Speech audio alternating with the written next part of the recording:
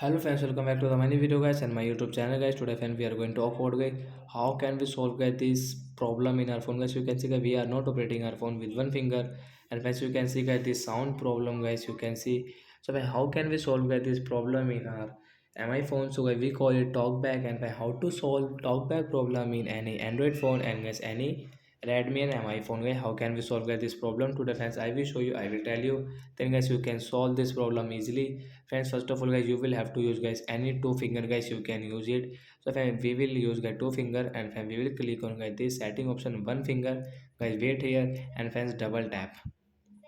Friends, you can see this type of setting, then guys you will have to scroll with your two finger guys.